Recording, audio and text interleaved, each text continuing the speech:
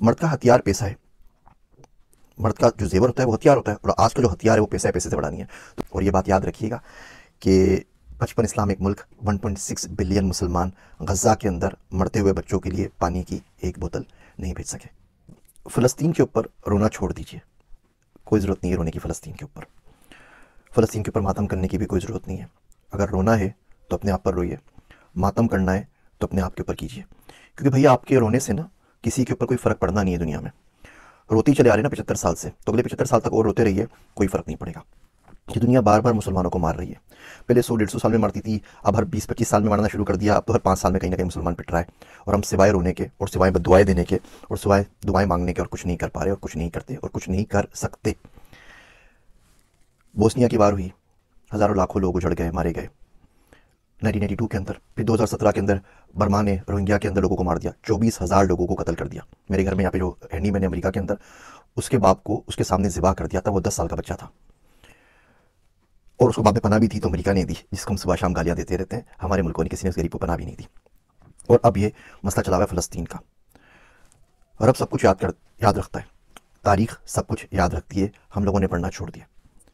तारीख़ याद ज़रूर रखिएगी कि 55 से ज़ायद इस्लामी मुल्क, 1.6 बिलियन से ज़्यादा मुसलमान, 22 से ज़्यादा अरब स्टेट्स और गज़ा के अंदर पानी की एक बोतल नहीं पहुँचा सके। जब तक बड़े साहब परमिशन ना दें तब तक इजिप्ट अपनी बॉर्डर भी नहीं खोलता एड्स के लिए। बंदे वहाँ से निकल रहे थे, मारे जा रहे थे, उन्होंने अपनी बॉर्डर्स बंद कर दी कि जी हमारे पास नहीं आए, वहीं जाके मरें, जो कुछ करना है, यहाँ पे आने की ज़रूरत नहीं है। सिवाय बातों के, सिवाय लफ्ज़ के हमें क्या मिला, लीबिया से क्या मिला, जॉर्डन से क्या मिला, कतर से क्या मिला, सऊदी अरब से क्या मिला, किसी से कुछ नहीं मिला। बोलने की हिम्मत नहीं है हम लोगों के अंदर। अब CNN के ऊपर चले जाइए, जितने इनके एक्स आर्मी चीफ हैं, जितने इनके डिफेंस एनालिस्ट हैं, सबके सब अपनी कहानियाँ गढ़ हैं कि वार यूँ करनी चाहिए, ग्राउंड इन्वेजन ऐसे करना चाहिए, यूँ करेंगे तो इसराइल को नुकसान हो जाएगा, यूँ करेंगे तो फ़ायदा हो जाएगा। सबके सब आके अपनी तबसरे कर रहे हैं। पाकिस्तान में आप बताइए ना किसका आपने बयान सुना है? कोई एक्स चीफ हो जिनका आपने बयान सुना हो, कोई एक्स प्राइम मिनिस्टर हो जिनका बयान सुना हो, कोई एक्स प्रेसिडेंट हो जिनका बयान सुना हो, कोई डिफेंस एनालिस्ट हो जिनका बयान सुना हो? ये सारे के सारे कहाँ चले गए?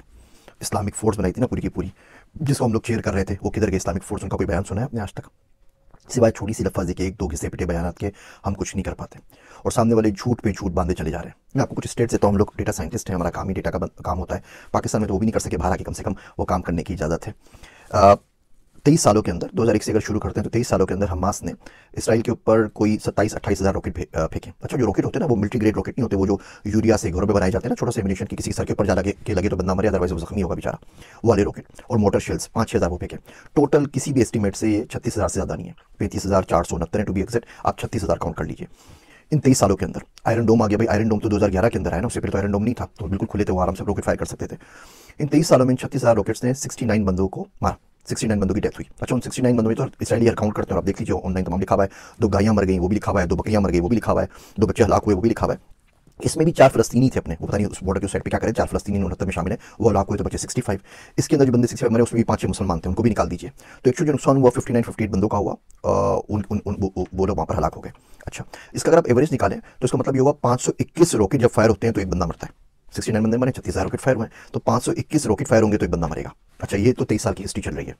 उसके बाद क्या हुआ अचानक कि वो बोलते हैं कि जी हमास का एक रॉकेट फायर हुआ और गलती से घूम फिर के वापस आके अपने हॉस्पिटल पे गिर गया, हॉस्पिटल की पूरी बिल्डिंग तबाह हो गई और उसमें 500 बंदे एक साथ मर गए। तो ये कैसे हो सकता है कि 521 रॉकेट मिलकर एक बंदा मार रहे थे पिछले 23 सालों के अंदर, और एक रात अचानक एक रॉकेट फायर हुआ और इतना जबरदस्त रॉकेट बन गया, वो घर के यूरिया से बना हुआ, कि वो अपनी हॉस्पिटल पे लग गया और उससे 500 लोग मार दिया, हॉस्पिटल की पूरी बिल्डिंग जो है वो तबाह बर्बाद हो गई। और हम लोग ये एजेंडा बाय कर रहे हैं, आप CNN पे जाए, हर जगह बोलते हैं जी बिल्कुल इन्होंने अपने बंदों को खुद ही मारा है, ये खुद ही कत्ल हुए हैं और कातिल अपने खुद ही हैं, और हम ये बात मानने को तैयार हैं क्योंकि हम इसके अलावा कुछ कर नहीं सकते। और ये बर्बरियत जो है ये चली जा रही है, और हम सिवाय बददुआएं मांगने कुछ नहीं कर रहे। 2 तरह के पाकिस्तान में लोग हो गए। एक वो लोग हैं जो झूलियां भर भर के बददुआएं दे रहे हैं। वो शायर कहता है कि कब अश्क बहाने से कटी है शब हिजरा, कब अश्क बहाने से कटी है शब हिजरा, कब कोई बला सिर्फ दुआओं से टली है। ये दुआएं हमने तो मांगी थी अफगानिस्तान के लिए भी, फिर क्या हुआ, इराक के लिए भी मांगी थी, पाकिस्तान के लिए भी मांगी थी, सबके लिए मांगी थी, फिर क्या हुआ। मेरा दोस्त अब्दुल्ला कहता है कि अगर आज खुदा ना खास्ता भारत के साथ जंग हो गई ना तो फरिश्ते उनके साथ खड़े होंगे, हमारे साथ नहीं, क्योंकि हमारे अमाल ऐसे नहीं है, हमें मुनाफकत इतनी ज़्यादा बस गई है। तो एक लोग वो जो हैं जो दुआएं और दुआएं मांग रहे हैं उनसे कुछ नहीं होगा। एक वो लोग हैं जो झूठी आस दे रहे हैं सिर्फ और सिर्फ अपने व्यूज़ के लिए। इराक में भी हुआ था, इराक तबाह कर देगा अमेरिका को, आप देखिए कैसे काया पलट होगी। ऐसे ही कोई ना कोई उल्लू का पट्टा रोज़ आके वीडियो रिलीज़ कर रहा होता है और बोल रहा होता है कि हमास ये बिगाड़ देगा, हमास वो बिगाड़ देगा। 256 F-16 है उनके पास, इसराइल के पास 256। हमारे पास जो F-16 है वो एल बैंड के ऊपर नहीं चलते। वो एल बैंड पे अगर उसको जाना पड़ेगा आपको ऑफेंसिव मोड के अंदर, तो उसकी परमिशन भी आपको अमेरिका से लेनी पड़ेगी, और आप उड़ा के उससे डिफेंस कर सकते हैं आराम से। जो हमने खुद बनाया मुश्ताक वगैरह तो चल सकते हैं, F-16 नहीं चल सकते, परमिशन ऊपर से आती है। एनीवे 256 F-16 इसराइल के पास, 70 से ऊपर F-35 है। F-35 वो प्लेन है कि दुनिया के किसी मुल्क में जाके तबाही मचा सकता है, 160 किलोमीटर दूर से फायर कर सकता है विदाउट डिटेक्शन। उसका आपको कोई दुनिया का रेडार डिटेक्ट नहीं कर सकता।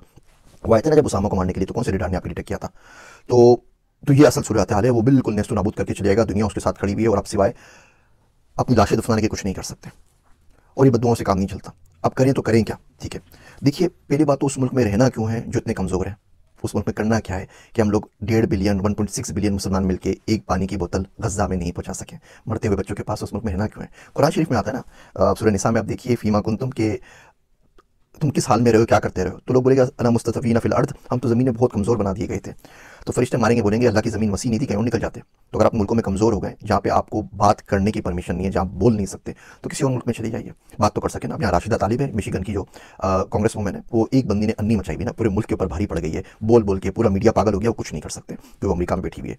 यही राशिदा तालिब अगर पाकिस्तान में होती ना, तो आफिया सिद्दीकी की तरह आपके अपने बंदे उसको भर के गाड़ी में लोड करके भेज देते कि भाई इसको भी ले जाए, और बाद में फिर मातम करते रहते कि हमारी बच्ची ले गए, हमारी बच्ची ले गए, हमारी बेटी ले गए, हमारी बहू ले गए, हमारी पाकिस्तान की तुख्तर ले गए, सारी बकवास कर रहे हो तो खुद दे देते हैं। लाल मस्जिद का वाक़या हुआ था ना, तो हम से कितने बाहर निकले थे, वो तो अपनी घर के अंदर मस्जिद है इस्लामाबाद के अंदर, वहाँ भी गोलियों की बरसात हो गई थी। और ऐसे वाक़यात होते रहते हैं, कभी कोई वाक़या होता है, कभी कोई वाक़या होता है, कभी कोई वाक़या होता है, सारे वाक़यात हमारे पास होते रहते हैं और उसकी सुनगन कुछ नहीं होती। तो इस मुल्क से बाहर निकले। मर्द का हथियार पैसा है, मर्द का जो जेवर होता है वो हथियार होता है, और आज का जो हथियार है वो पैसा है, पैसे से बड़ा नहीं है। तो इसी ऐसे मुल्क में चलिए या कुछ पैसा कमा सके ना, ताकि किसी की गरीब की डोनेशन कर सकें, किसी की मदद कर सकें, कुछ ना कुछ तो उसके लिए कर सकें। आपके पास पाकिस्तान में फ़लस्तीन के एम्बेसडर मौजूद हैं, जिस मुल्क में वहाँ पे रहते हैं, उनसे आगे पूछ लीजिए हाउ वी कैन हेल्प। कोई फ़लस्तीन का बंदा होगा, कोई रेस्टोरेंट होगा, आप पूछ लीजिए मेट भेजना तो मैं किस तरह एड कर सकता हूँ। पढ़ना शुरू करें, देखना शुरू करें, सुनना शुरू करें, क्योंकि ये जो लोग आज चुप सादे बैठे हुए हैं, कल यही आपके पास आएंगे, मैं क्या लफ्ज़ यूज़ करूँ इन लोगों के लिए, और आके आपसे वोट की भीख मांगेंगे इस्लाम के नाम के ऊपर। कौन सा इस्लाम है भैया, और कहाँ का इस्लाम है? पैसा एक दिन बचा है, IMF खुदा है दुनिया का, हम उसको फॉलो कर रहे होते हैं। ये मुनाफिकत की बातें बिल्कुल भी नहीं करनी चाहिए। मुल्क से बाहर आइए, पढ़िए, पढ़ने से रिस्क कमाइए, पैसा हासिल कीजिए, रिसोर्सेज हासिल कीजिए। ये राशिद तालिब एक है ना, अगर ये 100 होती ना अमेरिका के अंदर, तो आज ये सूरत हाल नहीं होती। हम अपने बच्चों को क्यों नहीं भेजते हुकूमतों के अंदर? हम अपने बच्चों को इलेक्शन क्यों नहीं लड़ाते उन पावरफुल मुल्कों के अंदर जिनकी कहने से कुछ हो जाता है? हम अपने बच्चों को तमाम चीज़ें, नई चीज़ें, टेक्नोलॉजी क्यों नहीं सिखाते? पाकिस्तान का मैं आपको हाल बताऊँ, तलमूद इसराइल की किताब है। मैंने किसी ज़माने के अंदर वो इसराइली ज़ुबान सीखने की बड़ी कोशिश की थी, कुछ किताबें वगैरह मंगवाई थी, तो एक्सपीरियंस हुआ।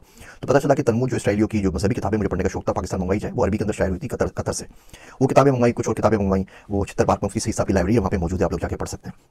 तो जब वहाँ पर इस्लामाबाद एयरपोर्ट के ऊपर आई, तो उन्होंने कस्टम वालों ने रोकनी, तो ये कौन सी किताबें मंगवा रहे हैं आप? ये तो इसराइल की किताबें, ये तो फलां किताबें, ये तो फलां किताबें। उनको बोलता रहा भैया किताबें हैं, पढ़ने के लिए मंगवा रहे हैं, रिसर्च के लिए। खैर उन्होंने 4 दिन तक वो रोक के रखा। फेसबुक पे जाके लिखा, लिंक्डइन पे जाके लिखा, कोई अल्लाह का बंदा मदद कर दे, मेरी किताबें छुड़वा दे, मुझे पढ़नी है, रिसर्च करनी है।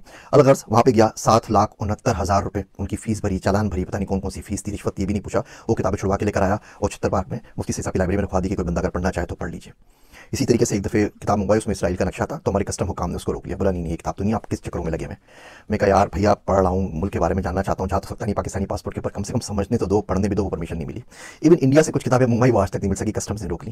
या अमेरिका में मिल जाती, ये देखिए नक्शा लगा हुआ इंडिया का, ये पुराना नक्शा लगा हुआ है। मैं जा रहा था कि किस तरीके से इंडिया को पढ़ूँ, इंडिया का मुझे बड़ा शौक है और बड़ी ख्वाहिश है जाके विजिट भी करूँ। वहाँ से इन्विटेशन भी आए मैं टॉक के लिए और बातचीत करने के लिए। उनके बोर्ड ने रब्ता भी किया था कि आप हमारे बच्चों के लिए 5वीं क्लास की बुक लिख दीजिए। मैं कहा भैया लिख तो दूंगा AI के ऊपर बुक, लेकिन उसके बाद पाकिस्तान नहीं जा सकूंगा, मार डालेंगे, तो बहुत बहुत माजरत। तो ये नक्शा पाकिस्तान नहीं आ सका, बहुत कोशिश की, बहुत ट्राई की कि आ जाए। कस्टम ने बोला कि आप किन चक्करों में लगे हैं भैया, पागल हैं क्या, उठाए जाएंगे, क्या कर रहे हैं? तो हम लोगों ने पढ़ना नहीं है। इसराइल 5.6% अपने बजट का, GDP का रिसर्च पे खर्च करता है, दुनिया में सबसे ज़्यादा खर्च करता है।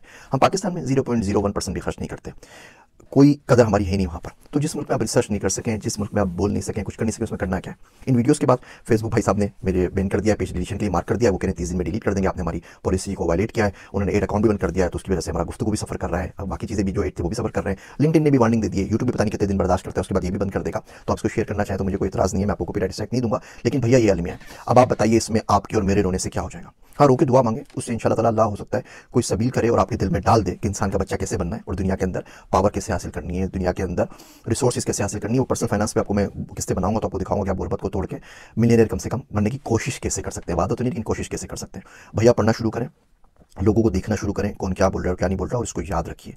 ये जितने भी आपके पास आ रही है ना वीडियोस, फ़लस्तीन की व्हाट्सएप पे आती हैं, फेसबुक पे आती हैं, इसको ज़्यादा से ज़्यादा शेयर करें, ताकि आपकी मेमोरी में कुछ अरसे तक तो बाकी रहे ना कि हम लोगों के साथ क्या और कब हुआ था। और ये बात याद रखिएगा कि 55 इस्लामिक मुल्क, 1.6 बिलियन मुसलमान गज़ा के अंदर मरते हुए बच्चों के लिए पानी की एक बोतल नहीं भेज सके। मेरे वास्ते दुआ कीजिएगा। मैं हूँ आप सबका ज़ीशान उस्मानी।